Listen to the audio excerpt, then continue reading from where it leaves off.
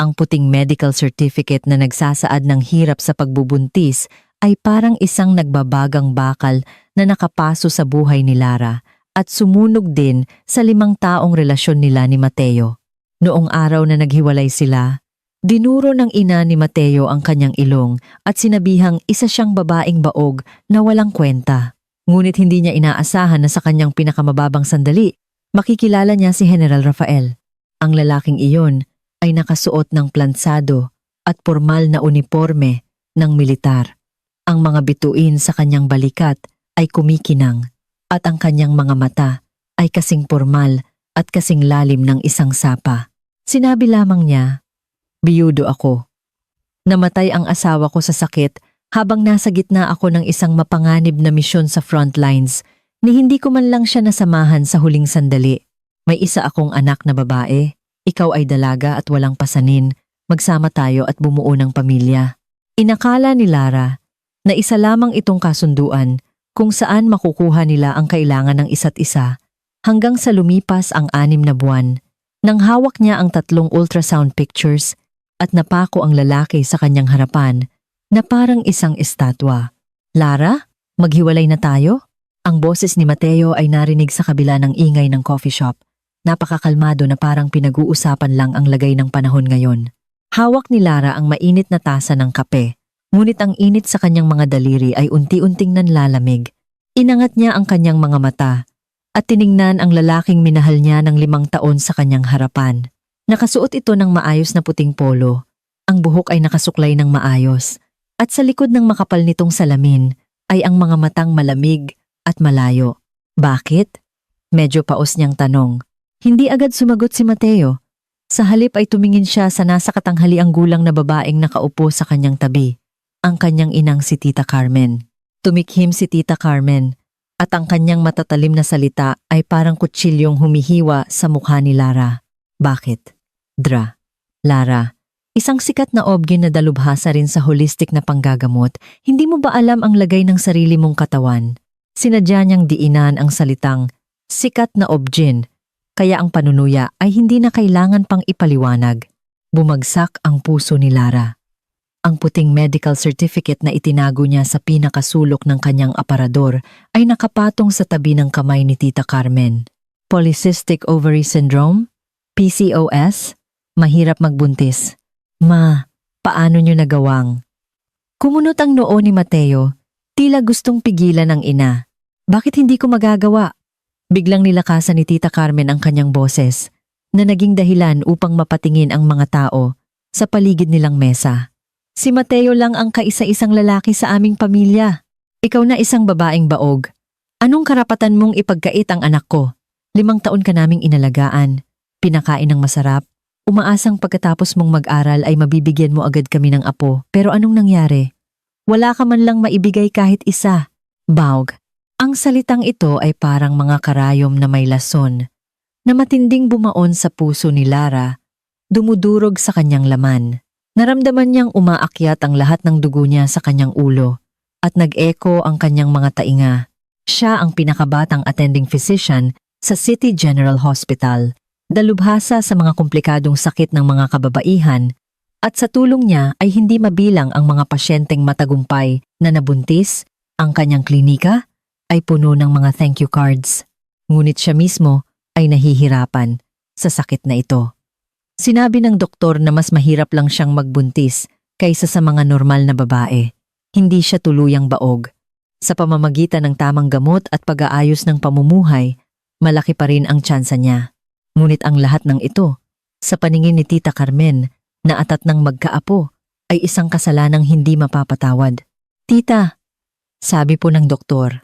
Wala akong pakialam sa sinasabi ng doktor. Magaspang siyang pinutol ni Tita Carmen. "Ang alam ko lang, ang mga babaeng kasing edad mo ay may mga anak na nag-aaral na. Ikaw? Wala ka man lang mailuwal. 5 taon nang nasayang ang anak ko sa iyo. Hindi na kami makakapaghintay pa. Hindi kaya ng pamilya namin ang ganitong kahihiyan." Tumingin si Lara kay Mateo. Taglay ang huling katiting na pag-asa. Sa loob ng 5 taong ito, mula sa unibersidad hanggang sa pagtatrabaho, sabay silang naghirap at nangarap para sa hinaharap. Hindi siya makapaniwala na ang 5 taong pagmamahalan ay matatalo ng isang manipis na piraso ng papel. Mateo, ganyan din ba ang iniisip mo? Nanginginig ang boses niya. Inayos ni Mateo ang kanyang salamin, iniwasan ang paningin ni Lara at may himig ng inis sa kanyang boses. Lara, huwag mo na akong pahirapan. Matanda na ang nanay ko. Gusto na niyang magkaapo. Hindi ko naman siya pwedeng biguin, di ba? Tsaka, ang tagal na nating sumusubok pero wala pa rin. Iyon ang totoo. Ang totoo ay sinabi ng doktor na pwede pang maagapan. Ikaw lang ang palaging nagsasabing busy ka sa trabaho at ayaw mong magpa-check up. Bahagyang tumaas ang boses ni Lara. Tama na. Parang naapakan ang buntot ni Mateo. Bigla itong tumayo at matalim na tumingin sa kanya mula sa itaas. Lara, kailangan ba talagang maging ganito kapangit? Napakahirap bang aminin na may problema ka? Tama ang nanay ko. Wala na akong panahong sayangin. 30 na ako. Kailangan ko ng asawang kayang bigyan ako ng anak, isang normal na pamilya. Hindi mo maibibigay sa akin ang isang normal na pamilya. Ginuya ni Lara ang mga salitang ito at nakaramdam lamang siya ng matinding kapaitan. Kaya pala ang hindi makapagbuntis ay hindi normal. Kaya pala ang 5 taong pagiging magkaagapay ay isa lamang pamumuhunan para magkaanak sa paningin niya. Kapag pumalpak ang pamumuhunan, kailangang itigil agad ang pagkalugi. Nang makita ni Tita Carmen na nilinaw na ng kanyang anak ang kanyang posisyon, buong pagmamalaking naglabas siya ng checkbook mula sa bag at itinulak ang tseke sa harap ni Lara. Mayroong 1,000,000 piso rito, bilang bayad pinsala ng aming pamilya sa iyo. Sa mga taong kasama mo si Mateo, hindi ka rin naman namin pinabayaan. Kunin mo ang pera at huwag mo nang guguluhin ang Mateo namin.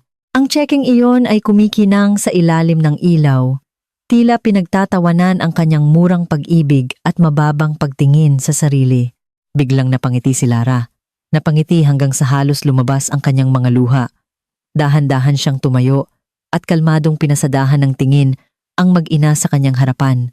Wala nang pagmamahal sa kanyang mga mata, wala nang pagmamakaawa, ang natira na lamang ay nakakapanginig na lamig. Mateo, ngayon ko lang talaga nakilala kung sino ka.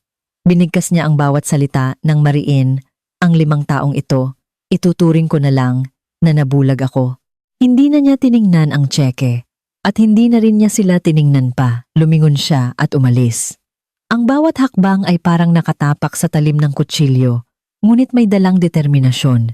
Narinig niya mula sa likuran ang nakakainis na tawa ni Tita Carmen. Hump! Nagmamalinis? Isang baog na babae. Tingnan natin kung sinong may gusto sa kanya. Ang gabi rito ay napakalumanay. Kumusta? Ako ang nais magpagaling sa iyo gamit ang mga kwento. Marahil hindi pa tayo nagkikita.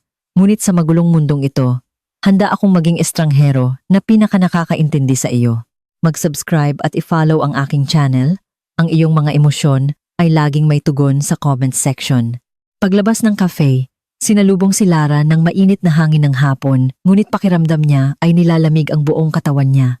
Naglakad siya ng walang patutunguhan sa kalye. Ang ingay ng mga tao at sasakyan sa paligid ay tila napakalayo sa kanya. Gusto lang niyang humanap ng lugar kung saan siya makakapagtago para dilaan ang kanyang nagdudugong sugat. Hindi niya alam kung gaano na siya katagal naglalakad nang ibalik siya sa realidad ng sunod-sunod na pagring ng kanyang telepono. Tumatawag ang ospital. Lara, kailangan niyo pong bumalik agad. Ang high risk na buntis sa bed number 3 ay dinudugo ng malala. Masyadong emosyonal ang pamilya, kayo lang po ang makakapagpakalma sa sitwasyon. Agad na nanaig ang kanyang profesionalismo kaysa sa lahat ng kanyang emosyon. Huminga ng malalim si Lara. Pinunasan ang mga luhang hindi niya namalayang tumulo sa gilid ng kanyang mga mata at mabilis siyang pumara ng taxi. Kuya, sa City General Hospital po, pakibilisan. Nang mabilis siyang pumasok sa emergency room, hindi niya namalayan na sa kabilang dulo ng pasilyo ng ospital, isang pares ng malalalim at kalmadong mga mata ang nakatingin sa kanyang maputlang mukha, ngunit matatag pa ring naglalakad na bulto. Maliwanag ang ilaw sa emergency room. Ang amoy ng dugo at disinfectant ay naghalo, nakakapigil ng hininga. Pumunta kayo sa blood bank. Kumuha pa ng 1,000 cc ng type B blood. Bumabagsak ang blood pressure ng pasyente. Ihanda ang adrenaline. Maayos na nagbigay ng utos si Lara. Malamig at profesional ang kanyang boses. Ibang-iba sa mahina at walang kalaban-labang babae sa cafe. Kalahating oras na ang nakakaraan. Nakatutok ang kanyang paningin sa nakababatang pasyenteng nasa operating table. Ang kanyang mga kamay ay mabilis na gumagamit ng parehong modernong siyensya at tradisyonal na pamamaraan ng acupuncture upang pigilan ang pagdurugo. Lumipas ang mga minuto sa ilalim ng kanyang pinagsamang medikal na kaalaman. Sa wakas ay naging matatag ang vital signs ng pasyente. Tumaas na muli ang blood pressure at umunti ang pagdurugo. Lahat ng nasa emergency room ay nakahinga ng maluwag. Tinanggal ni Lara ang kanyang guwantes. Pakiramdam niya'y umiikot ang paligid. Ang kanyang likod ay basang-basa na ng malamig na pawis.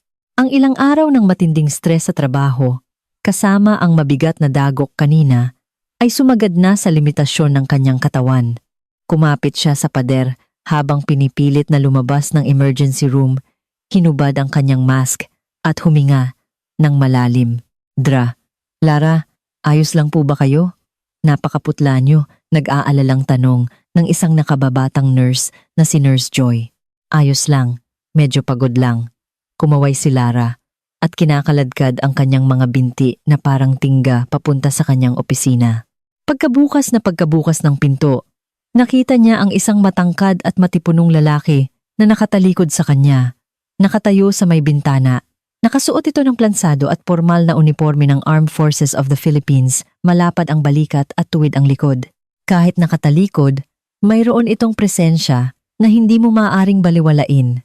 Nagulat si Lara, inisip na baka kamag-anak ito ng pasyente. Hello po, sino po ang kailangan nila? Humarap ang lalaki. Isang mukhang may matatalim na hubog, makakapal na kilay, matangos ang ilong, at ang mga labi ay tila isang matigas na linya.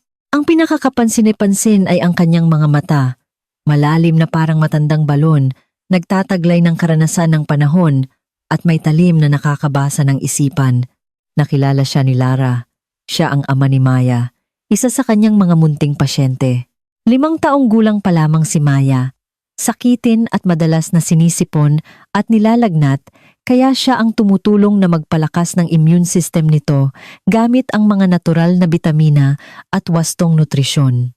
Mr. Rafael, medyo nagulat si Lara. Bakit po kayo narito? Naubos na po ba ang gamot ni Maya? Bumagsak ang tingin ng lalaki sa kanyang maputlang mukha at sa mga mata nitong namumula pa sa pagod at nagsalita ng may mababang boses. General Rafael ang buong pangalan ko. Ito ang unang pagkakataon na formal niyang ipinakilala ang kanyang sarili. Ang boses ay mababa at may natatanging awtoridad ng isang militar. Mayroon pang gamot si Maya.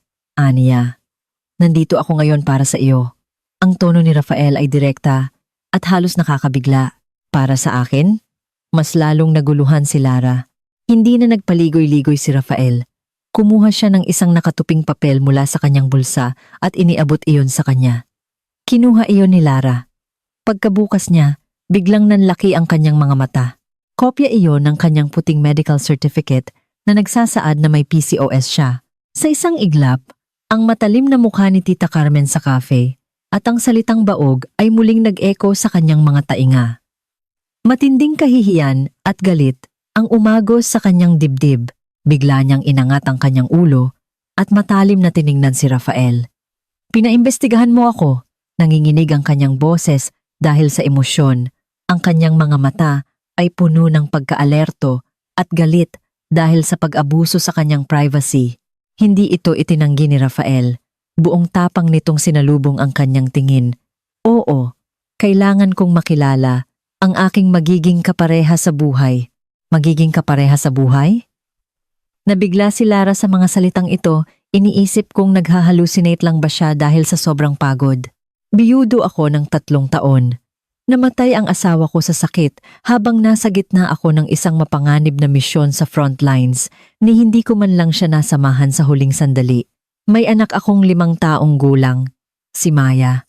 Hindi mabilis ang pagsasalita ni Rafael, ngunit napakalinaw ng bawat salita.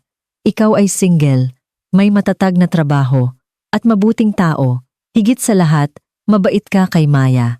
Tulalang nakatingin sa kanya si Lara. Blanko ang isip. Ang lalaking ito, gamit ang tonong parang nag-uulat ng sitwasyon sa militar, ay pinaplano ang kanilang buhay. General Rafael, sa tingin ko ay nagkakamali kayo. Huminga ng malalim si Lara. Pinipilit ang sariling kumalma. Hindi tayo close. At tulad ng nalaman mo sa investigasyon mo, may sakit ako. Mayroon akong polycystic ovary syndrome. Nahihirapan akong magbuntis. Kahit pa hindi ka magkaanak habang buhay, hindi iyon mahalaga. Kalmadong pinutol ni Rafael ang kanyang sinasabi. Hindi mahalaga. Natigilan si Lara. Ito ang unang pagkakataon na may narinig siyang taong ganoon kagaan magsalita tungkol sa bagay na sumira sa 5 taong relasyon niya at nagpabagsak sa kanyang dignidad.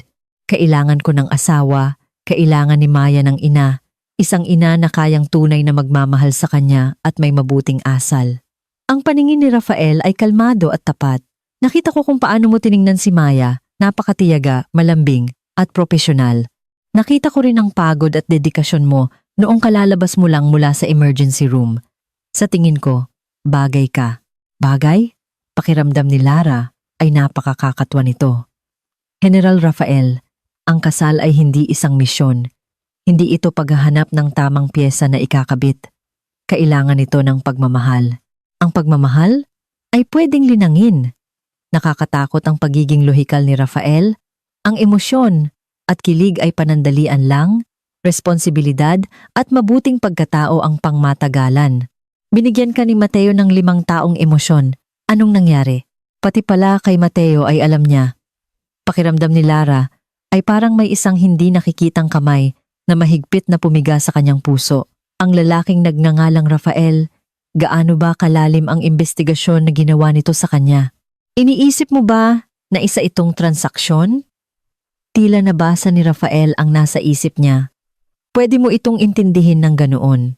Bibigyan kita ng isang matatag na pamilya, isang protektadong katayuan sa mata ng batas. Aampunin kita upang hindi ka na muling insultuhin ng walang kwenta. At ang kailangan ko naman ay ang iyong katapatan bilang asawa at pag-aaruga bilang ina. Ito ay isang patas na kooperasyon. Tumigil siya sandali at idinagdag. Siyempre, lahat ng ari-arian na nakapangalan sa akin pagkatapos ng kasal ay magiging conjugal property natin. Ang aking ATM card sa sweldo ay maaari mong hawakan. Tuluyang nawala ng imik si Lara. Pakiramdam niya ay nananaginip siya ng isang napakagulong panaginip. Kasisi pa lang sa kanya ng kanyang 5 taong nobyo dahil sa hirap magbuntis. Tapos ngayon, isang lalaking ilang beses pa lang niyang nakita na may napakataas na posisyon ay nag-aalok ng kasal gamit ang kanyang medical certificate na parang nakikipag-business deal. Walang bulaklak, walang singsing, walang matatamis na salita, puro mga kondisyon at praktikal na konsiderasyon lamang. Ngunit dahil sa pagiging direkta at praktikal na ito, nakaramdam siya ng isang kakaibang seguridad matapos ang magulong paghihiwalay kanina. Wala itong pakialam kung magkakaanak siya o hindi. Ang pinapahalagahan nito ay ang kanyang pagkatao, ang kanyang propesyon at ang kanyang sarili. Biglang may kumatok sa pinto. Sumilip ang batang nurse na si Joy. Dra, Lara, dumating na po yung in-order ninyong pagkain kanina. Ilalagay ko na lang po rito. Saka lang naalala ni Lara na sa sobrang busy niya kanina, hindi pa siya nananghalian. Tiningnan ni Rafael ang lumamig ng pagkain sa lalagyan at tiningnan ang maputlang mukha ni Lara. Bahagyang kumunot ang kanyang noo. Hindi na niya ito pinilit na sumagot agad.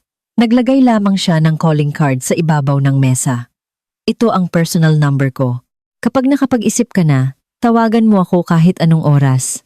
Bibigyan kita ng 3 araw. Pagkasabi nito, tumalikod na siya at umalis. Matatag ang mga hakbang, walang anumang pag-aalinlangan. Tiningnan ni Lara ang simpleng calling card sa ibabaw ng mesa at ang malamig na pagkain sa tabi nito. Pakiramdam niya'y ang buhay ay mas nakakatawa pa sa isang teleserye. 3 araw. Magpapatuloy ba siya sa pagkalugmok dahil sa pag-iwan at pagdududa sa sarili? O tatanggapin ang kasunduan ng estrangherong ito at magsisimula ng isang bago at hindi tiyak na buhay? Sa sumunod na 3 araw, naging lutang si Lara.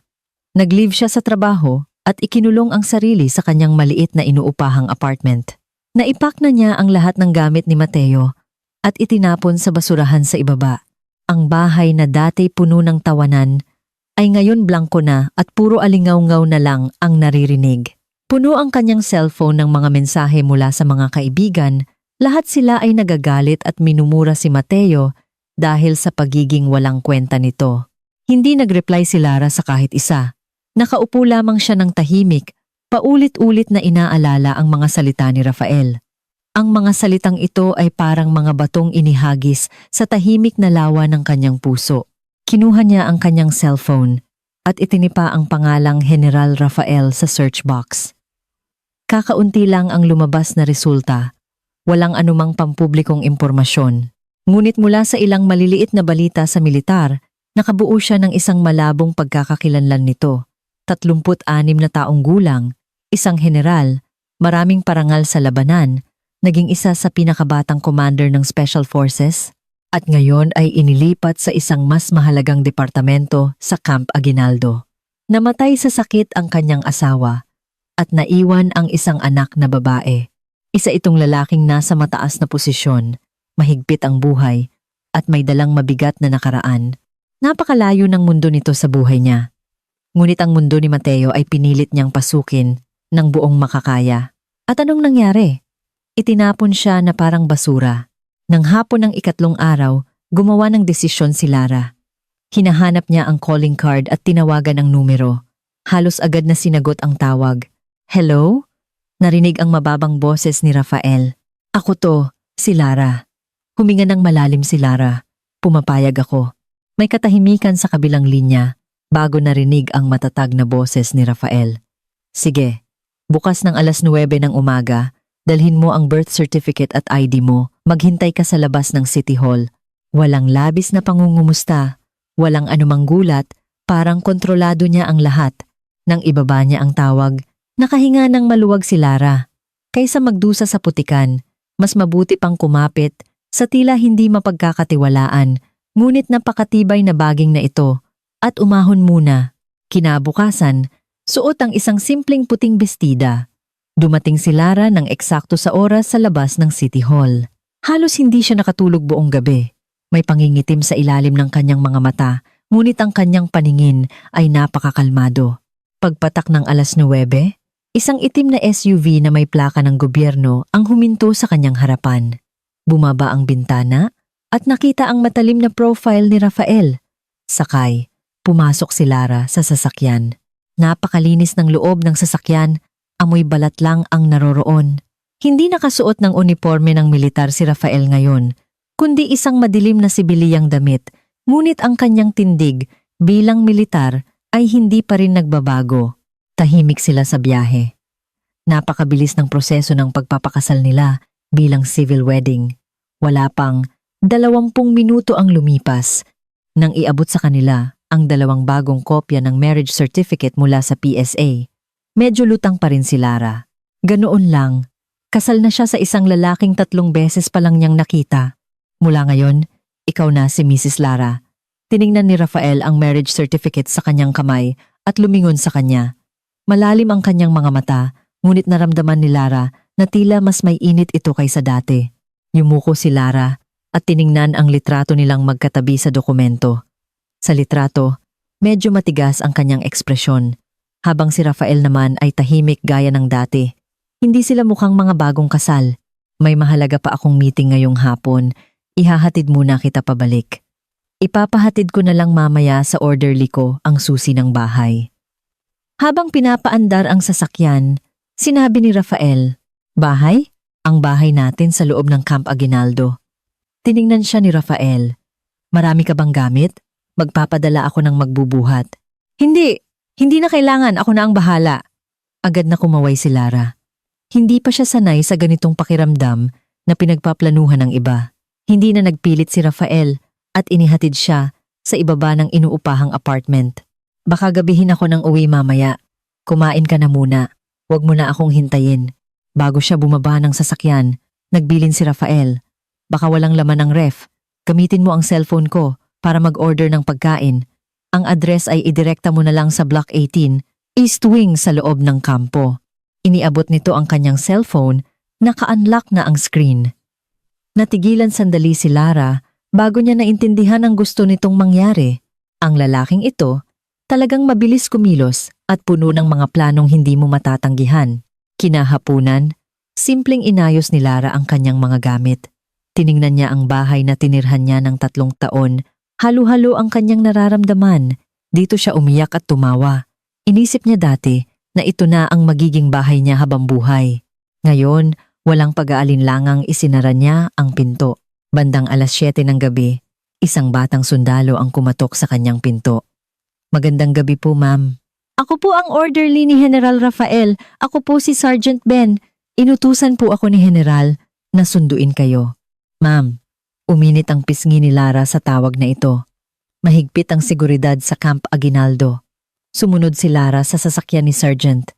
"Ben," paliko-liko, hanggang sa huminto sila sa isang hiwalay na 2 palapag na bahay. May maliit na bakuran ang bahay, may nakatanim na puno ng mangga at santol. "Ma'am, dito na po. Tutulungan ko na po kayo sa mga gamit nyo. Salamat, ako na lang." Pagbukas ng pinto, bumungad ang isang maluwang at maliwanag na sala. Ang disenyo ay simple at matigas, puro black, white at gray, kagaya ng pakiramdam na ibinibigay ni Rafael. Napakalinis ngunit kulang sa buhay. Isang babaeng nakasuot ng apron ang lumabas mula sa kusina. "Kayo po siguro si Mrs. Lara?" "Ako po ang kasambahay rito. Manang Rosa po ang pangalan ko." "Nagbili na po si General. Tuloy po kayo." Sa pagkakataong iyon, may narinig na mahihinang yabag mula sa hagdan.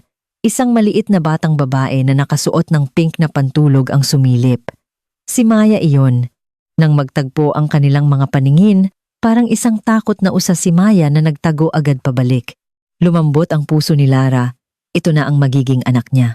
Sa pagharap sa bagong inang ito na biglang pumasok sa kanyang buhay, ang reaksyon ni Maya ay purong pagtutol at pagiging alerto. Sinubukan ni Lara na lumapit sa kanya, ngunit agad itong nagtago sa likod ni Manang Rosa. Kinausap niya ito, ngunit yumuko lang ang bata. Kinagat ang labi at walang sinabi kahit isang salita. Sa hapunan, sadyang nagluto si Lara ng paborito ni Maya na pork sinigang, ngunit nilaro-laro lang ng bata ang kanin sa kanyang pinggan. Medyo nakaramdam ng pagkabigo si Lara, ngunit hindi siya sumuko. Alam niya na ang isang batang nawalan ng ina ay magkakaroon ng natural na galit sa sino mang susubok pumalit sa pwesto ng kanyang ina. Kailangan ito ng oras at pasensya. Nang gabing iyon, gabing-gabi na nang makauwi si Rafael, hinubad niya ang kanyang jacket at amoy na amoy pa sa kanya ang lamig ng gabi. Hindi pa rin niya ako matanggap. Medyo malungkot na itinuro ni Lara ang kwarto ni Maya sa itaas. Lumapit si Rafael sa kanya. Isang mahinang amoy ng sigarilyo na may halong pabango ang naamoy ni Lara. Inabot ni Rafael ang kanyang kamay na tila gustong tapikin ang balikat ni Lara, ngunit ibinaba rin iyon. "Dahan-dahan lang, huwag kang magmadali." Napakakalmado ng kanyang boses sa tahimik na gabi. Kailangan lang niya ng oras. Pagkasabi nito, kumuha siya ng isang envelope sa kanyang briefcase at inabot kay Lara. "Ito ang financial status ng bahay at ang ilang basic info namin ni Maya. Pwede mong basahin kapag may oras ka." Kinuha ito ni Lara at nang buksan niya ito, nakita niya ang ilang bank cards, titulo ng lupa, pati na rin ang medical records ni Rafael at isang life insurance policy. Sa hanay ng benepisyaryo, nakasulat ang pangalan niya. "Ikaw, ito ba?" Kinabahan ang puso ni Lara. Dapat maging tapat sa isa't isa ang mag-asawa. Kalmado pa rin ang tono ni Rafael, ngunit naramdaman ni Lara ang isang seryosong pangako sa kalmadong iyon. Ginagamit niya ang kanyang paraan para ibigay sa kanya ang pinakamalaking seguridad at paggalang. Sa mga sumunod na araw, nagsimula si Lara ng kanyang bagong buhay bilang asawa ni Rafael at ina ni Maya. Hindi muna siya bumalik sa pagtatrabaho sa ospital, kundi ibinuhos ang lahat ng kanya. Napansin niyang mahina ang katawan ni Maya dahil din sa nakaraang diet. Inako ni Lara ang pamamahala sa kusina. Araw-araw, nag-iimbento siya ng iba't ibang masusustansyang pagkain para kay Maya Arroz Caldo na pampagana, tinulang manok na may malunggay para pampalakas, at mga masusustansyang sabaw. Hindi siya nagpapakitang gilas sa harap ni Maya. Simpleng inilalagay lang niya ang mga masasarap na pagkain sa hapagkainan. Noong una ay umaayaw pa rin si Maya, ngunit patago niyang tinitingnan ang magaganda at mababangong niluto ni Lara. At kapag hindi nakatingin ang mga matatanda, maingat siyang titikim ng kaunti. Nakikita ito ni Lara. Ngunit nagkukunwari siyang walang alam. Ang pagbabago ay nangyari isang weekend. Nang araw na iyon, nag-aayos si Lara ng ilang halamang gamot sa kanilang bakuran. Hawak ni Maya ang kanyang manika at tahimik na pinapanood si Lara mula sa malayo.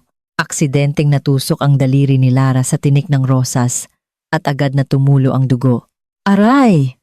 Mahina niyang sambit.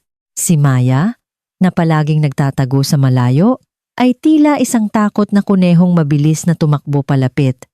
Bakas ang kaba sa maliit nitong mukha, ang mga malalaking mata ay puno ng luha. Itinuro nito ang kamay ni Lara. Hindi makapagsalita dahil sa pag-aalala. Maya? Nagulat at natuwa si Lara. Umiyak ng malakas ang bata. Habang umiiyak, medyo bulol itong nagsabi, Mama, si Mama dumudugo rin ba? Masakit. Tila malakas na nabundol ang puso ni Lara. May sakit at pagmamahal. Mabilis niyang niyakap ang bata at marahang tinapik-tapik ang likod nito. Kaya pala hindi siya ayaw ni Maya. Takot lang ito. Natatakot siyang baka magkasakit at magdugo rin si Lara tulad ng kanyang tunay na ina at iwan rin siya. Huwag kang matakot, Maya. Huwag kang matakot. Malambing na pinatahan ni Lara ang bata. Namumuo rin ang luha sa kanyang mga mata. Doktor si Tita, aalagaan ko ang sarili ko at aalagaan din kita. Hindi kita iiwan. Simula noong araw na iyon, nagbago ang pakikitungo ni Maya sa kanya. Nagsimula itong makipag-usap ng kusa kay Lara, palagi nang nakadikit sa kanya para magpakwento at bago matulog sa gabi, palihim itong umaakyat sa kama ni Lara at nagpapayakap bago makatulog. Dahan-dahang napuno ng tawanan ang bahay at ang dating malamig na atmosfera ay unti-unting nawala. Napansin ni Rafael ang lahat ng ito. Hindi siya pala kibo, ngunit mas naging maaga ang pag-uwi niya at mas tumatagal na siya sa bahay. Sinasamahan niya sina Lara at Maya na maglakad-lakad sa bakuran at kapag nagluluto si Lara, tahimik siyang nakatayo sa tabi para tumulong maghugas ng gulay. Isang gabi, habang naghahanda si Lara ng gatas pampatulog para kay Maya, nag-abot si Rafael ng isang baso ng mainit na gatas mula sa likuran. Matulog ka na rin ng maaga, huwag masyadong magpakapagod. Kinuha ni Lara ang baso. Nang magdampi ang kanilang mga daliri, nakaramdam siya ng kakaibang kaba. Ang ganitong simple at tahimik na pagsasama ay unti-unting nagpapasaya sa kanya at nagpapalimot kung bakit nga ba sila nagpakasal. Nagsimula na niyang isipin na ang ganitong pagsasama ay hindi na masama. Subalit, ang tahimik na pamumuhay ay mabilis na ginulo ng isang hindi napapanahong tawag, si Mateo. Lara, ako to. Mukhang pagod ang boses niya. Nabalitaan kong nagpakasal ka na. Bumagsak ang puso ni Lara at malamig siyang sumagot. Wala ka nang pakialam doon. Anong walang pakialam? Naging seryoso ang boses ni Mateo. Lara, huwag ka namang magmatigas. Alam kong mali ako. Gago ako. Pinilit lang ako ni Mama. Bumalik ka na. Magsimula ulit tayo. Dadalhin kita sa pinakamagandang ospital sa Manila. Sigurado akong magkakaanak tayo. Mateo, nakalimutan mo na ba na hiwalay na tayo? Naisip ni Lara na pareho itong nakakatawa at nakakaawa. Hindi ko nakakalimutan, pero hindi ko matanggap. Bumigat ang paghinga ni Mateo. Sabihin mo sa akin, sino ang pinakasalan mo? Kumuha ka lang ba ng kung sino para gantihan ako? Isang biyudong may anak na. Anong maganda roon? Tayo ang pinakabagay. Puno ng pagmamataas at pait ang kanyang mga salita. Ibaba na sana ni Lara ang telepono nang bigla siyang nakaramdam ng pagbaligtad ng sikmura. Isang pakiramdam ng pagduduwal ang umakyat sa kanyang lalamunan. Tinakpan niya ang kanyang bibig. Tumakbo papuntang banyo at sumuka sa inidoro. Madalas na mangyari ito sa kanya, kamakailan nawawalan ng gana. Nasusuka kapag nakakaamoy ng usok ng pagkaing niluluto at laging inaantok. Inisip niya na dahil lang ito sa sobrang pagod sa pag-aalaga kay Maya, kulang sa tulog, at dahil palaging irregular ang regla niya, kaya hindi na niya ito masyadong inisip. Ngunit sa sandaling iyon, Isang baliw at malakas na hinala ang pumasok sa kanyang isipan. Hindi kaya? Tiningnan niya ang kanyang maputlang mukha sa salamin at mabilis na tumibok ang kanyang puso. Ang hinalang ito ay parang isang batong inihagis sa lawa, nagdulot ng malalakas na alon sa puso ni Lara. Imposible, sinabi ng kanyang lohika. Napaka-imposible. Ang PCOS niya, dagdag pa ang stress at hindi regular na pamumuhay nang sila pa ni Mateo na nagdulot ng hormonal imbalance. Alam niya mismo ang estado ng kanyang katawan. Kung gusto niyang magbuntis, kailangan ito ng mahaba at maingat na pag-aalaga at kinakailangan ang medical intervention. Ngunit simula nang makasal siya kay Rafael, naging napaka-regular ng buhay niya. Natutulog ng maaga, gumigising ng maaga, kumakain sa tamang oras, nawala ang pressure sa trabaho, pati na ang emosyonal na problema. Naging kalmado siya, at dahil alam niya kung paano alagaan ang katawan sa pamamagitan ng masustansyang pagkain, bumuti nga ng husto ang kalagayan niya. Pero hindi siguro ganoon kabilis. Gulong-gulo ang isip ni Lara. Ayaw niyang masyadong umasa, pero hindi niya mapigilang isipin. Sa mga sumunod na araw, maingat niyang pinagmasdan ang pagbabago ng kanyang katawan pagkaantok, panghihina, at sobrang pagkasensitibo sa mga amoy. Lalo na sa amoy ng sigarilyo na nagmumula kay Rafael. Dati, pakiramdam niya ay nakakadagdag ito sa pagkalalaki ni Rafael, pero ngayon, napapakunot noo siya kapag naaamoy ito. Lahat ng mga senyales ay tumutukoy sa isang posibilidad na parehong nakakagulat at nakakatakot para sa kanya. Bilang isang profesional na doktor, alam niya kung ano ang dapat gawin. Hindi siya pumunta sa ospital, kundi naghanap siya ng pregnancy test sa kanyang lumang taguan ng mga gamit. Nang gabing iyon, may emergency meeting muli si Rafael at sinabing gagabihin siya. Tulog na si Maya at may matamis na ngiti sa kanyang maliit na muka. Sobrang tahimik ng buong bahay. Ang tanging maririnig ay ang pagtiktak ng orasan sa pader. Hawak ni Lara ang maliit na test kit.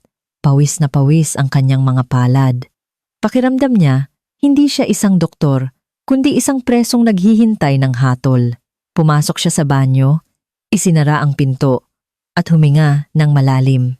Ilang minuto ang lumipas, nang makita niya ang dalawang malinaw na pulang linya sa test kit. Nagblanko ang kanyang isipan. 2 linya? Positive? Buntis siya! Ang katawang ito, na hinatulan ni Mateo at ng kanyang ina, ang katawang nagbigay sa kanya ng matinding kahihiyan, at sumira sa 5 taong relasyon niya ay buntis. Sumandal si Lara sa malamig na pader at dahan-dahang napaupo. Hindi niya alam kung dapat ba siyang umiyak o tumawa. Pinaghalong matinding kalokohan at nararapat na saya ang bumalot sa kanya dahilan para manginig ang buong katawan niya. Ang lalaking nagsabing mahal siya sa loob ng 5 taon, pero tinalikuran siya dahil lang sa isang medical certificate. Ang babaeng dinuro siya sa mukha at tinawag siyang baog. Kung malalaman nila ang balitang ito, ano kaya ang magiging reaksyon nila? Ngunit biglang pumasok ang isang mas praktikal na problema sa kanyang isipan. Ang bata na ito ay kay Rafael. Legal na mag-asawa sila ni Rafael, normal lang na magkaroon ng anak, pero sa totoo lang, ang kasal nila ay isa lang kasunduan. Kailangan ni Rafael ng asawa at ina, at kailangan niya ng proteksyon. Walang pag-ibig na namamagitan. Masira kaya ng bigla ang pagdating ng batang ito, ang kanilang marupok na kasunduan. Ano ang iisipin ni Rafael? Tatanggapin ba niya ang batang ito? O iisipin niyang ito ay isang abala sa mga plano niya?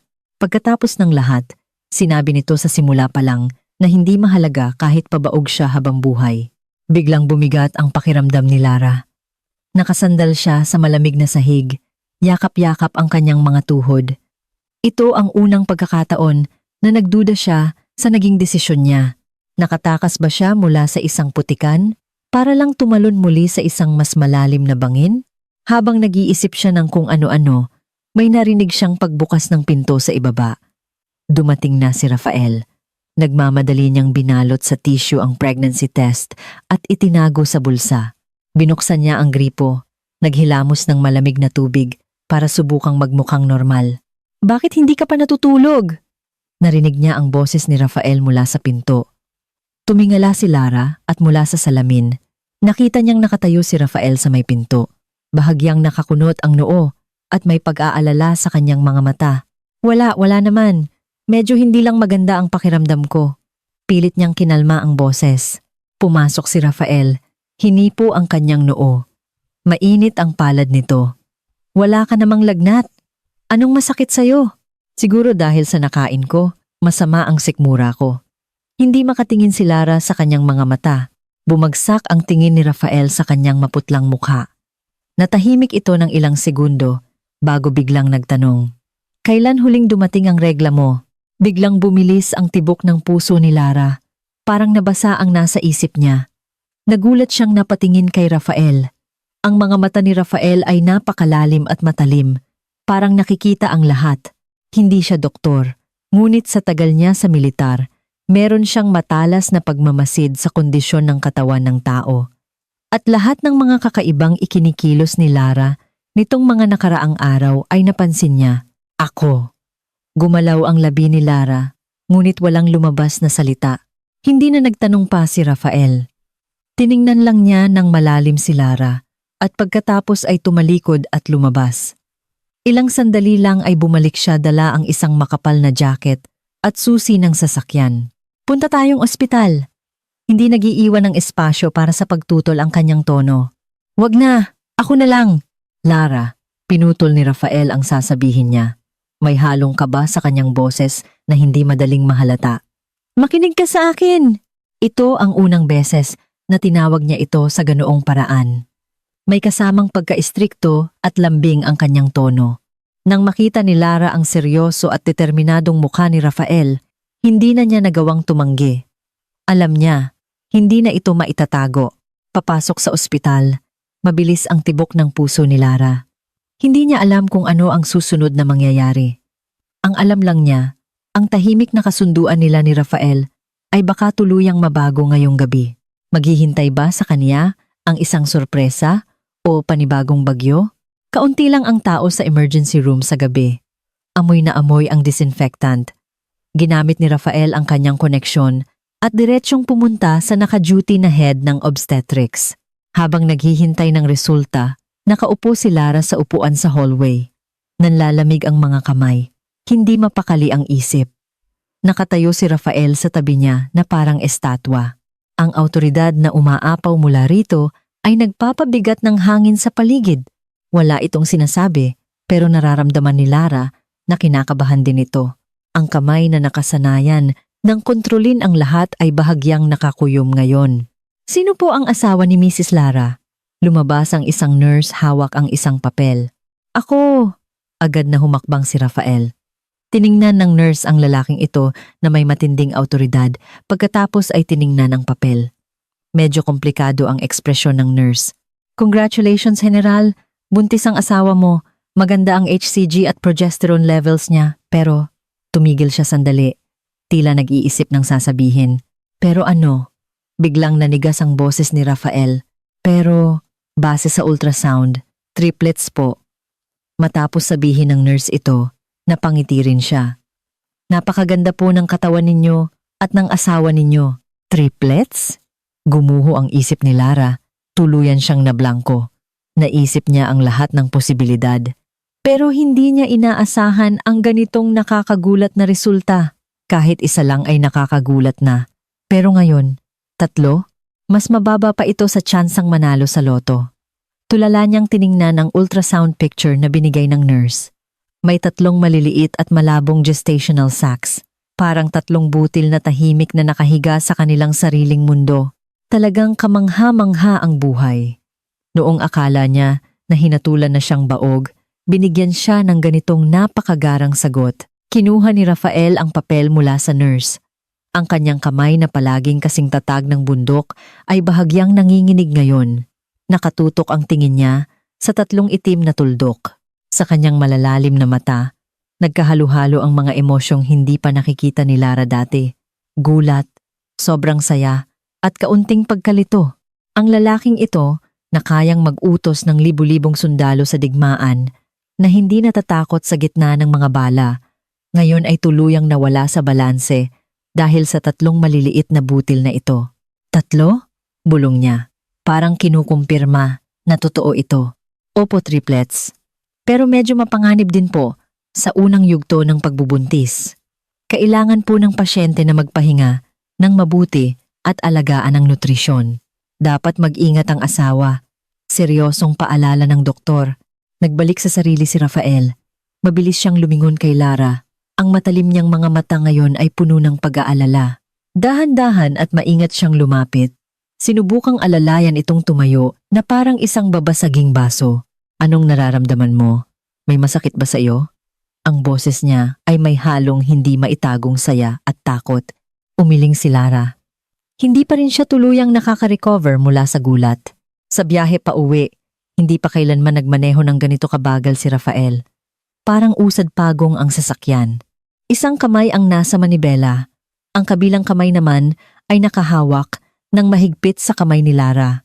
Mainit ang palad nito na pinagpapawisan pa. Ipapasa ko na bukas ang trabaho ko. Mula bukas, buong araw na akong nasa bahay para samahan ka. Bigla niyang sinabi, parang utos ito. Wag na, hindi naman ako masyadong maselan. Agad na pagtanggi ni Lara. Tsaka ang trabaho mo. Ang trabaho ay hindi kasing halaga ninyo. Pinutol siya ni Rafael. Ang tono nito ay hindi maaaring tutulan. Utos ito. Ito ang unang pagkakataon na iginiit niya ang kanyang desisyon kay Lara sa ganitong paraan. Tiningnan ni Lara ang panga nitong mahigpit at naramdaman ang pag-init ng kanyang puso. Hindi man madaldal ang lalaking ito, ngunit gamit ang kanyang aksyon, ipinapakita niya ang pagpapahalaga at pag-aasam sa tatlong batang ito. Pagdating sa bahay, agad na binuhat ni Rafael si Lara palabas ng sasakyan. Hindi pinansin ang gulat nito at matatag na iniakyat siya sa kanilang kwarto sa ikalawang palapag. Dahan-dahan niya itong inihiga sa kama at inayos ang kumot. Huwag ka munang gumalaw, kukuha lang ako ng tubig. Habang pinapanood siyang magpabalik-balik, gulong-gulo ang pakiramdam ni Lara. Totoo ang saya, pero totoo rin ang nakatagong pangamba. Rafael, mahina niyang tawag dito. Lumingon si Rafael. Ang mga mata ay nagtatanong, masaya ka ba? Tiningnan siya ni Lara. Maingat niyang itinanong ang bagay na ito. Lumapit si Rafael at umupo sa tabi ng kama. Hindi agad siya sumagot. Sa halip ay iniabot niya ang kanyang kamay at dahan-dahang ipinatong sa tiyan ni Lara na patag pa. Malaki ang kanyang kamay at napakainit. Naramdaman ito ni Lara kahit may nakaharang na manipis na damit. Masaya. Makalipas ang matagal na oras, sa kanya sinabi iyon. Ang boses niya ay medyo paos, ngunit seryoso. Lara, salamat. Hindi siya nagpapasalamat dahil bibigyan niya ng lahi ang pamilya nila, kundi dahil dinala niya sa buhay ang tatlong maliliit na nilalang. Dati, naisip ko, mag-isa ko na lang palalakihin si Maya. Malalim ang mga mata niya na parang may inaalala. Hindi ko inaasahang makakarinig muli ng iyak ng sanggol ang bahay ko, tatlo pa. Tumingala siya at tumingin kay Lara. At sa kanyang mga mata ay may hindi inaasahang lambing at kahinaan na ngayon lang nakita ni Lara. Hindi sila pabigat. Sila ang pinakamagandang regalo ng Diyos sa akin. Sa isang pangungusap, gumuho ang lahat ng kaba at pagdepensa ni Lara. Tumulo ang luha ng walang paalam, hindi dahil sa lungkot, kundi dahil sa labis na pagkabagbag ng damdamin. Umaasa rin pala siya. Ang inaakala niyang transaksyon ay nag-iba na sa kanyang puso. Hindi alam ni Rafael ang gagawin. Pinunasan nito ang luha ni Lara nang hindi sanay. Bakit ka umiiyak? May masakit ba? Tatawagin ko ang doktor. Hinawakan ni Lara ang kamay nito at umiling habang umiiyak at tumatawa. Wala, masaya lang ako. Nang gabing iyon, hindi silang dalawa nakatulog. Tahimik lang na nakabantay si Rafael sa tabi ng kama. Hawak ng isang kamay ang kamay ni Lara. Ang kabilang kamay naman ay nakapatong sa kanyang tiyan, parang dinarama ang pulso ng tatlong maliliit na buhay. Naintindihan na ni Lara na ang kasal nila ni Rafael mula sa gabing iyon ay tuluyan nang nagsimula. Ang hindi lang niya alam, habang nag-enjoy siya sa kaligayahang ito, isang malaking bagyo ang dahan-dahang namumuo. Si Mateo, matapos babaan ni Lara ng telepono, ay hindi basta sumuko. Mabilis na kumalat sa kanilang maliit na sirkulo ang balita na buntis si Lara at triplets pa ito. Ang unang nakaalam nito sa bahay ay si Manang Rosa. Nang i-anunsyo ni Rafael gamit ang pinakaseryoso nitong tono na ang pagkain at buhay ni Lara sa susunod na 10 buwan ay dapat naaayon sa pinakamataas na pamantayan. Nagulat muna si Manang Rosa bago tuluyang natuwa. Ay salamat sa Diyos! Salamat sa Diyos! Masayang umikot-ikot si Manang Rosa. Sabi ko na nga ba, maswerte si Lara. Mula nang dumating siya rito, naging masigla ang bahay. Ngayon, may 3 pa. Pangalawang nakaalam ay si Maya. Nang yumuko si Lara, hawakan ang maliliit na kamay ng bata at malambing itong kausapin. Maya, magkakaroon na ng mga kapatid ang tiyan ni tita at 3 pa sila. Natigilan ng bata, bakas ang pagkalito sa malalaking mata. Maingat nitong inabot ang kamay, hinawakan ang patag na tiyan ni Lara at mahinang nagtanong, "Aagawin ba nila kayo sa akin?" Nalungkot ang puso ni Lara at niyakap niya nang mahigpit ang bata. "Siyempre hindi, silly. Kapag nandito na sila, mas marami pa tayong magmahal sa'yo." Tumango-tango si Maya kahit parang hindi pa rin lubos na naiintindihan, pero ang kanyang maliit na mukha ay nagningning sa tuwa. Hindi na siya mag-iisa. Napakabilis kumilos ni Rafael. Kinabukasan ng umaga, habang natutulog pa si Lara, naayos na nito ang pagpasa ng lahat ng trabaho at binigyan ng walang limitasyong bakasyon ang sarili. Pagkatapos kumuha siya ng isang buong team ng mga nutritionist at isang bihasang doktor sa pagbubuntis upang pangalagaan si Lara. Ang buong Block 18 ay parang nasa isang state of emergency. Pinagbawalan si Lara na bumaba sa kama, pinagbawalang humawak ng kahit anong gadget, at kahit ang paglalakad ay inaalalayan pa ni Rafael. Natatawa na lang siya, pakiramdam niya. Hindi siya isang buntis, kundi isang mahalagang painting na nasa museo. "Rafael, buntis lang ako, hindi ako lumpo." Pagrereklamo niya. "Iba ang triplets," sabi ng doktor mapanganib. Seryosong sagot ni Rafael. Siya mismo ang nagdala ng isang mangkok ng espesyal na sabaw at unti-unting sinusubuan si Lara. Wala nang magawa si Lara, kaya tinamasa na lamang niya ang masarap na pasaning ito. Ngunit ang katahimikang ito ay mabilis ding nasira. Kinahapunan, habang natutulog si Lara, nakarinig siya ng ingay mula sa baba. "Bakit niyo ako pinipigilan? Nandito ako para hanapin si Lara. Siya ang girlfriend ko." Boses ni Mateo, nakakairita at nawawalan ng kontrol. Bumilis ang tibok ng puso ni Lara. Paano nito nalaman kung saan sila nakatira? Sunod naman ay narinig ang boses ng orderly na si Sergeant Ben, kalmado ngunit matatag. "Sir, ito po ay Camp Aguinaldo, isang military restricted zone. Umalis po kayo. Kung hindi ay gagamit kami ng dahas. Wala akong pakialam sa restricted zone niyo." "Lara, lumabas ka. Nagtatago ka ba sa loob? Talaga bang pinakasalan mo ang matandang lalaking yon para gumanti sa akin? Ibinenta mo ang sarili mong dignidad?" Sigaw ni Mateo mula sa baba. Namutla agad ang mukha ni Lara. Narinig ni Rafael ang ingay mula sa kwarto niya. Lumabas siya at galit na galit ang mukha. Tiningnan niya si Lara na nakahiga na may namumutlang mukha at mahinang sinabi, "Huwag kang gumalaw, ako na ang bahala rito." "Wag!" Hinawakan ni Lara ang damit ni Rafael. "Huwag mo na siyang patulan." Kilala niya si Mateo. Sanay ito sa layaw. Sobrang taas ang pride, kaya ngayong pakiramdam niya ay iniinsulto siya, baka kung anong gawin niya.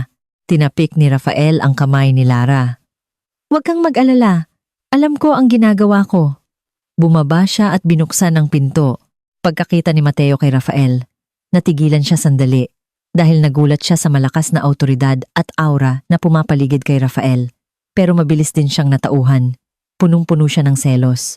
"Ikaw ba yung matanda?" Pinagmasdan ni Mateo mula ulo hanggang paa si Rafael. Mapangutya ang tono. "Nasaan si Lara? Saan mo siya itinago? Anong ginawa mo para lokohin siya?" Nanlamig na parang yelo ang mga mata ni Rafael. Hindi niya pinansin si Mateo at sinabi lang niya sa orderly, "Ilabas niyo siya. Kung mag-iingay pa siya, ikulong niyo na siya." "Yes, General." Agad na sumaludo si Sergeant Ben. Natigilan si Mateo nang marinig niya ang salitang General. Akala niya ang pinakasalan ni Lara ay isang simpleng mayaman lang na biyudo, pero hindi niya inaasahang isa pala itong napakataas na opisyal. Takot ang agad na bumalot sa kanya, pero ayaw niyang basta-basta na lang paalisin. "Lara, Lumabas ka! Sigaw niya ng malakas. Huwag kang magpaloko sa kanya. Ang mga lalaking katulad niya ay may pamilya rito, tapos may mga kabit sa labas. Ano bang tingin mo sa sarili mo? Gagamitin ka lang niyang pabrika ng bata. Sa eksaktong sandali, nagbukas ang bintana sa second floor. Si Lara, na nakasuot ng pajama, balot ng makapal na jacket at nakasandal sa bintana, ay namumutlang nakatingin sa gulo sa baba. Mateo, hindi kalakasan ang boses niya, ngunit napakalinaw. Umalis ka na. Matagal na tayong tapos. Nang makita si Lara, lalong uminit ang ulo ni Mateo. Lara, bumaba ka. Linawin natin ito. Pinipilit ka lang ba niya? Tiningnan ni Lara ang mukha nitong puno ng galit at narealize niyang sobrang nakakatawa siya. Wala akong pinilit na gawin. Maayos ang buhay ko. Huminga si Lara ng malalim at may napakalamig at halos malupit na tono, sinabi niya. At, Mateo, buntis ako. Triplets. Ano? Agad na nawala ang dugo sa mukha ni Mateo. Parang tinamaan ng kidlat, nanigas siya sa kanyang kinatatayuan. Buntis? Triplets? Ang babaeng ininsulto nila at ng nanay niya na baog ay buntis at triplets pa? Paanong naging posible yon? Hindi ito maaari. Nagsisinungaling ka. Niloloko mo lang ako. Sumigaw siya. Sinasabi mo lang yan para asarin ako, di ba? Hindi na sumagot si Lara. Tahimik lang siyang nakatingin. May awa sa kanyang mga mata. Lumapit si Rafael at inalalayan si Lara sa balikat palayo sa bintana. Saka malamig na nag-utos kay Mateo mula sa itaas. Kailangan magpahinga ng asawa ko. Ben, palabasin na siya. Matapos magsalita, isinara nito ang bintana. Nanigas si Mateo sa labas, blanko ang utak. Nang tiningnan niya ang bintanang isinara at kung paano protektahan ng lalaking iyon si Lara, isang matinding pagsisisi at takot ang bumalot sa kanya na parang malaking alon. Anong naiwala niya? Parang nawala sa kanya ang lahat. Umuwi si Mateo na parang walang kaluluwa. Pagpasok niya ng bahay, nakita niya ang kanyang inang si Tita Carmen na nakikipag-usap ng masaya sa isang babaeng puro makeup. Isa itong inireto ng kaibigan ni Tita Carmen para sa kanya, na umano'y madaling anakan, si Bella. Nang makita si Mateo, agad na kumaway si Tita Carmen. Mateo, nandito ka na. Halika, siya si Bella. Mag-usap kayo. Tiningnan ni Mateo ang babaeng ito na maganda nga pero mukhang mapanlin lang ang mata at naalala niya ang malinis, simple at palaging nakangiting mukha ni Lara. Ma, may kailangan po tayong pag-usapan. Hinila niya si Tita Carmen papasok sa kwarto. Ano ba yan? Bakit nagmamadali ka? Inis na sabi ng ina. Buntis si Lara. Paos at basag ang boses ni Mateo. Natigilan si Tita Carmen sa kabahagyang ngumiti. Buntis? Niloloko ka lang niya, no? Sa ganoong katawan? Mabubuntis siya? Baka naman may nahanap na ibang lalaki at gusto kang maging salo. Totoo. Namumula ang mga mata ni Mateo. Triplets pa. At yung pinakasalan niyang lalaki ay hindi lang basta-basta. Isa itong general. Tuluyang naglaho ang ngiti ni Tita Carmen. Tiningnan niya ang kanyang anak. Bumukas sara ang bibig, pero walang lumabas na salita. Triplets. General, ang mga salitang ito ay parang mabigat na martilyo na dumurog sa kanyang puso. Ang babaeng ininsulto niya ng ilang beses na baog ay biglang naging asawa ng isang general at buntis ng triplets. Mas malala pa ito kaysa sa mga teleserye. Ang matinding pagsisisi at inggit ay parang ahas na kumakain sa kanyang puso. Kung hindi lang sana sila naging masama sa kanya dati, kung nagbigay lang sana sila ng oras kay Lara, sana ay nagdadalang tao ngayon ng 3 apo, ang asawa ng general, at siya pa mismo ang in-laws nito. Ma, sabi ni Mateo na parang iiyak na. Ano nang gagawin ko? Nagsisisi na ako. Nagsisisi na talaga ako. Ano pang magagawa natin ngayon? Napaupo sa kama si Tita Carmen, nanginginig sa galit. Kasalanan mo to. Sinabi ko na ngang maghintay muna, pero pinilit mo ako. Ngayon, yung ibong ginto ay lumipad na papunta sa iba. Sinisi niya ang kanyang anak. Nakalimutan nang siya ang pinakamatalim ang dila at pinakamapilit na hiwalayan si Lara dati. Natahimik ang mag-ina sa kwarto, puno ng pagsisisi. Samantala, sa bahay ni Rafael, naging kalmado at masaya na ang lahat. Matapos ang insidente sa ibaba, tuluyang gumaan ang pakiramdam ni Lara. Nang marinig niyang hinusgahan ni Mateo ang relasyon nila ni Rafael ng ganoon kasama, doon niya na-realize na wala na pala talaga siyang nararamdaman para sa kanya. Ang nasa mundo niya na lang ngayon ay sina Rafael, Maya at ang 3 bata na parating. Umakyat si Rafael dala ang gatas at nakitang tulala si Lara habang hawak ang kama. Iniisip mo pa ba? Yung kanina? Umupo siya at inabot kay Lara ang gatas. Umiling si Lara, ininom ng paunti-unti. Hindi. Naisip ko lang na parang isang panaginip ang lahat. Kung ganun, kalimutan mo na yon at isipin na bangungot lang ang lahat. Inabot ni Rafael ang kamay at inayos ang kaunting buhok na nakatakip sa tainga ni Lara.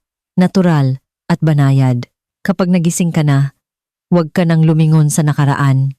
Tiningnan ni Lara ang malalim na mata ni Rafael at tumango. Rafael. Biglang nagsalita si Lara. Salamat. Para saan? Salamat dahil pinili mo ako. Kung hindi dahil sa pabosin nitong alok para makipag-deal, siguro'y naghihirap pa siya ngayon, umiiyak dahil baog siya. Si Rafael ang nag-ahon sa kanya mula sa ilalim ng dagat at binigyan siya ng bagong mundo. Naging mas malambot ang mata ni Rafael. Yumuko siya at hinalikan ang noo ni Lara. Isang napakagaan at totoong halik.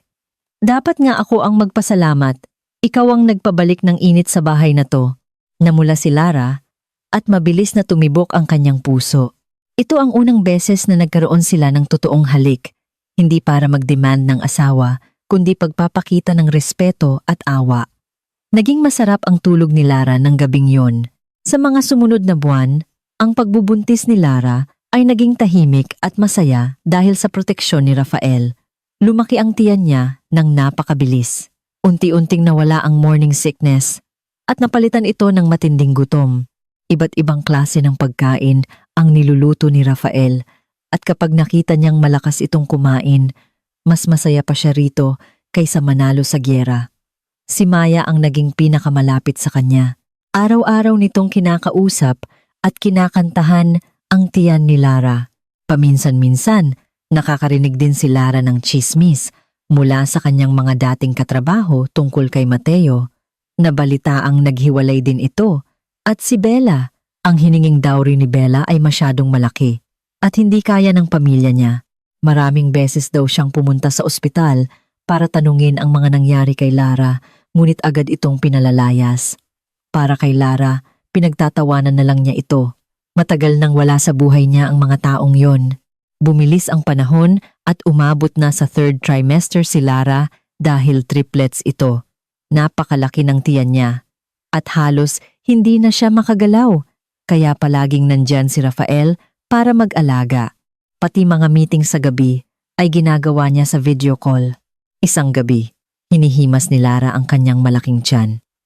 Naramdaman niyang magalaw ang 3 bata at napagtanong kay Rafael. Tingin mo ba? Magiging kamukha mo sila o magiging kamukha ko? Binabasa ni Rafael ang librong tungkol sa pagbubuntis. Lumingon ito kay Lara. Kamukha mo. Agad na sagot nito. Bakit? Kasi maganda ka. Normal lang na sagot ni Rafael.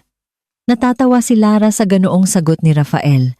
Ang tamis na ibinigay nito ay parang asukal na natunaw sa puso niya. Sumandal siya sa balikat nito at naramdaman ng kalmadong saya. Pero hindi niya alam na parating ang huling malaking bagyo. Nagdesisyon ng baliw si Tita Carmen pagkatapos ng mga buwan ng pagsisisi at inggit. Kalahating buwan bago manganak si Lara, nakatanggap si Rafael ng emergency call galing sa opisina.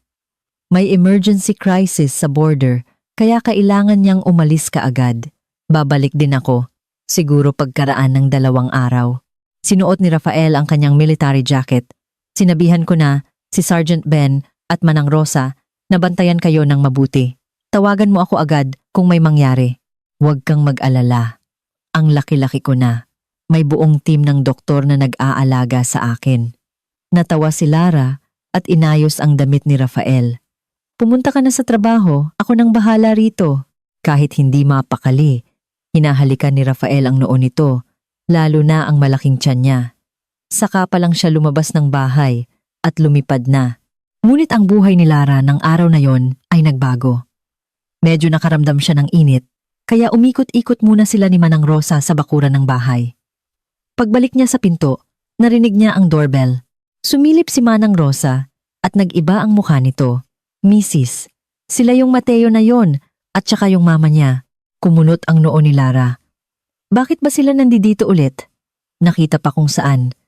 Hayaan mo na sila, sabi niya. Ngunit ang mga tao sa labas ng bahay ay patuloy na nanggulo. Maririnig ang mga boses ni Tita Carmen mula sa labas ng pinto. Lara, lumabas ka at pansinin mo ako. Parang awa mo na. Luluhod ako sa'yo. Lara, mali na talaga kami. Bigyan mo na ako ng chance. Nanginginig din ang boses ni Mateo. Napansin ito ng maraming kapitbahay at guards. Dumating agad si Sergeant Ben at sinabihang mag-alis. Pero nagwala si Tita Carmen. Inagaw mo ang anak ko. Yung babaeng yan inagaw ang anak ko at pinakasalan ng matandang iyon at iniwan kami. Walang katarungan. Galit na galit si Lara dahil sa kasinungalingan nito. Pinipigilan niya pero lumalakas ang sigaw nito at marami na ring nagtitipon at nagchichismisan. Camp Aguinaldo ito, dito nakatira ang malalaking tao. Kung maging issue ito, sisirain nito ang pangalan ni Rafael. Huminga ng malalim si Lara at sinabing, alalayan mo ako. Mrs., baka kung anong mangyari sa inyo. Sabi ni Manang Rosa, ayos lang, sasabihan ko lang sila. Desidido si Lara. Nagsuot siya ng jacket at dahan-dahang lumabas. Nang makita siya ng lahat na nakatayo hawak ang tiyan nito, natahimik ang paligid. Ang tingin ng lahat ay namangha sa malaking tiyan ni Lara. Natulala si Tita Carmen sa laki ng tiyan nito. Parang sinasabi na ang malaking tiyan na yan ang magtatama sa mga mali niya sa nakaraan. Ano bang gusto ninyong mangyari? Kalmado ang boses ni Lara pero makapangyarihan. Tiningnan ni Tita Carmen si Lara na parang lifeline nito. Agad itong lumapit na sana pero hinarangan ito ni Sergeant Ben. Lara anak, lumuluha si Tita Carmen. Sorry talaga. Nagkamali ako. Patawarin mo na ako. Balik na kayo ni Mateo. Oh, malaki na tiyan mo. Tingin mo, mahal ka ba talaga ng lalaking yon? Gusto niya lang ng bata mula sa'yo. Balik ka na. Magiging maayos ang lahat kung babalik ka na. Pagkarinig ng mga nakapalibot doon, nakaramdam sila ng pandidiri. Baliw na ba ang matandang to? Nangingiti si Lara sa narinig niya na mga salita na pawang kabaligtaran ng totoo. Tita, nakalimutan niyo na ba noong sinabi niyo na, isa akong baog? Noong gusto mo akong bayaran ng 1 milyon dahil walang bisa ang tiyan ko? Namutla ang mukha ni Tita Carmen. At ikaw, Mateo? Tiningnan ni Lara ang lalaking umiiyak sa panghihinayang. Sabi mo mahal mo ako, pero nung may sakit ako at walang pag-asa, madali mo akong binitawan? Sabi mo mahal mo ako pero andito ka muli at minumura mo ang asawa ko? Lahat ng sinabi niya ay parang kutsilyo na itinarak kay Mateo at Tita Carmen. Hindi ganon Lara. Ako. Nauutal si Mateo at namutla. Tama na! Pinutol ni Lara. Pumunta ako rito para makipag-usap na magkaayos tayo. Asawa na ako ni Rafael, masaya na ako. Minamahal at nirerespeto niya ako. At kayo, wala kayong kwenta sa akin at para sa buhay kong ito. Kaya pakiusap, umalis na kayo. Tatalikod na sana si Lara at papasok ng bahay. Pero sumigaw na naman at nagwala si Tita Carmen. Pilit itong kumawala mula sa pagkakahawak sa kanya. Kung wala rin sa anak ko, wala na rin sa asawa mo. Sigaw nito habang tumakbong parang baliw na kalabaw papunta sa tiyan ni Lara. Ma, wag! Sigaw ni Mateo. Sinubukan niyang harangan ng ina at saluhin si Lara. Ngunit sa sobrang pagkabaliw ni Tita Carmen, malakas nitong itinulak at ginapang ang sariling anak. Nadulas si Mateo at bumagsak ang mukha sa sahig.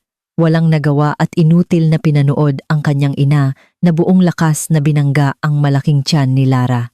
Ma'am Lara, ingat! Sigaw ng mga tao. Masyadong mabilis ang pangyayari at hindi nagawang depensahan ni Manang Rosa at Sergeant Ben si Lara. Naramdaman na lamang ni Lara ang pagtama ng buong bigat nito sa kaniyang tiyan. Bumagsak siya at unti-unting nakaramdam ng sakit. May umagos sa kanyang mga hita at nakita niya ang pulang dugo na lumalabas. Dugo!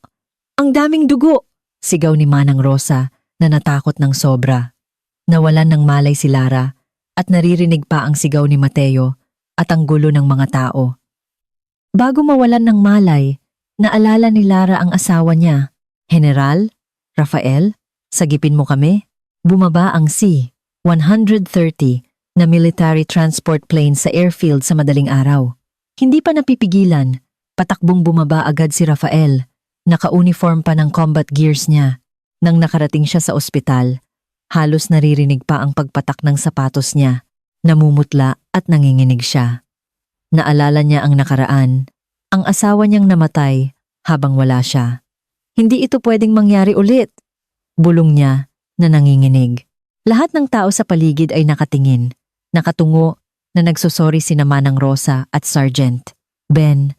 Habang pinipigilan ng mga gwardya si Mateo at si Tita Carmen, nakasalukuyang namumutla at nanginginig na parang sinilihan. "Kumusta?" bulong na sabi ni Rafael. Ang boses nito ay puno ng kaba. "General!" sigaw ni Sergeant Ben. "Si Ma'am Lara po, dinugo at sumabog ang tubig. Nasa operation po." Bumagsak ang panga ni Rafael, na parang babagsak din na puno. Hindi makapagsalita at hindi na alam ang gagawin. Tumayo ito sa may pinto at sumandal sa malamig na pader at natulala. Ilang minuto o oras ang lumipas para bang nasakalan ang katawan niya. Nang nagbukas ang pinto, may isang pagod na doktor ang lumabas. Tumakbo agad si Rafael. "Doktor, kamusta asawa ko?" Binaba ng doktor ang face mask at ngumiti. "General, okay na po. Ang mag-iina niyo ay buhay. Dahil sa bleeding at stress, nasa ICU si Mrs. Lara. Ang 3 sanggol, 2 lalaki at 1 babae, ay premature. Ipapasok po muna natin sa incubator dahil medyo mababa pa po ang weight nila." Nakahinga ng maluwag si Rafael. "Salamat, salamat." Naiiyak na nagpasalamat si Rafael. Inilabas si Lara na may oxygen pa, napakaputla nito. Tiningnan niya muna si Lara na mahigpit na pinipigilan ang iyak niya at binanggit muli ang ngalan nito. Tapos ay nakita na rin niya ang 3 bata na kasing liit ng pusa at parang mapula-pula. Nang makita niya ito at ang asawa na nahihirapan, hindi napigilan ng matapang na general na mangilid ang mga luha. Tumingin ito kay Tita Carmen at kay Mateo at unti-unting lumapit. Walang galit, walang sigaw. Puro pananahimik lang. At yun ang pinaka-nakakatakot. Tiningnan lang niya si Mateo mula itaas hanggang ibaba. "Ikaw at ang iyong ina ay mabubulok sa kulungan. Babayaran niyo ito." Malamig at mabigat nitong banta. Parang bigat ng buong mundo ang pumaslang sa buhay nila. Pagkalipas ng ilang araw, nagkamalay rin si Lara. Pagmulat niya ng mata, ang nakita niya unang-una ay ang may bungot at payat na lalaking nagbabantay sa kanya, si Rafael. Bata, ang bungad niya na parang bulong. Hinawakan ni Rafael ang kamay niya at hinalikan ito. Sila ay 2 lalaki at 1 na babae. Andito na sila at buhay. Okay na sila. Tumulo ang luha ni Lara. "Sorry, hindi ko sila naprotektahan." "Wag. Ako dapat ang magsabi niyan." Humihingi ako ng tawad. Nagpunas ng luha si Rafael. Salamat kay Rafael at sa mga doktor. Dahan-dahang gumaling si Lara. Matapos ang kalahating buwan, bumaba na siya upang silipin ang mga anak niya. Umiiyak siya sa labas ng incubator habang nararamdaman ang pag-asa ng buhay at pasasalamat. Nang makalabas ng ospital, karga ni Rafael ang anak nilang babae. Kay Lara naman ang unang panganay na lalaki at kay Manang Rosa naman ang ikalawang lalaki. At sabay silang umuwi. Ang kwarto ay may halong kulay asul at rosas. Kung tungkol kina Tita Carmen at Mateo, narinig ni Lara na kinasuhan sila ng sadya at grabeng pananakit at nakulong si Tita Carmen. Na-bankrupt naman si Mateo dahil sa kaso, naubos ang lahat, ipinagbili pa ang bahay at iniwanan siya sa wala hanggang sa tuluyang umalis at naging palaboy. Wala nang makaramdam ng awa si Lara. Naging abo na lang sila. Pagkaraan ng 6 na buwan, nakarecover ng maayos si Lara. Naging mataba ang mga anak niya, saktong parang mga maliit na Monica. Ang panganay na lalaki ay seryoso mag-isip parang si Rafael. Ang ikalawa namang lalaki at ang babae ay parang si Lara, palangiti, laging kumukurba na parang bituin ang mga mata. Isang hapon na mahangin sa bakuran, nasa may karga-karga si Lara sa kaniyang pangatlong baby at nagpapaaraw. Samantala, hirap at hindi magkanda-ugaga si Rafael na magbihis sa diaper sa dalawang batang lalaki. Tawa ng tawa si Lara nang makita niya ito. Lumingon si Rafael kay Lara at sabay silang natawa. Lumapit si Rafael, niyakap ng buo sina Lara at ang kaniyang anak mula sa likuran. Anong iningiti mo? Naiisip mo siguro na medyo weird at kakaiba noon ang deal nating dalawa? Napatawa rin si Rafael at sabay pinaliit ang puwang sa pagitan nilang dalawa.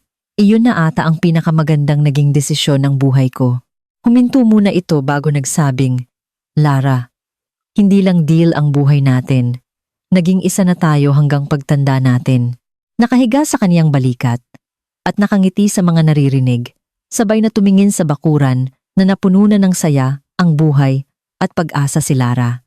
Isang hapon, habang sakay ng kanilang marangyang sasakyan sa Maynila, huminto sila sa isang red light.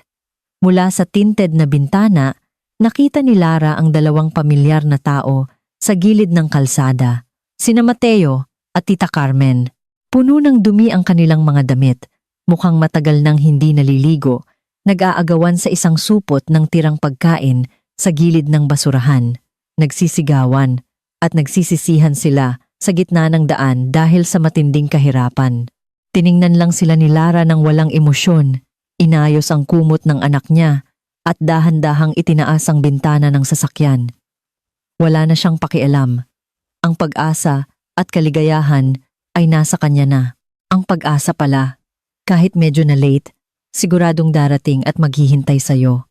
Mga kaibigan, kung nagustuhan ninyo ang kwento ngayon, mangyaring mag-iwan ng komento, mag-subscribe sa aking channel, hanggang sa muli. Mga minamahal kong kaibigan, ang pagtatapos ng kwentong ito ay tiyak na nag-iwan ng kakaibang ginhawa at init sa ating mga puso. Si Lara, isang babaeng nasugatan, ng husto ng mga mapanghusgang pananaw ay sa wakas nakatagpo rin ng kanyang payapang kanlungan.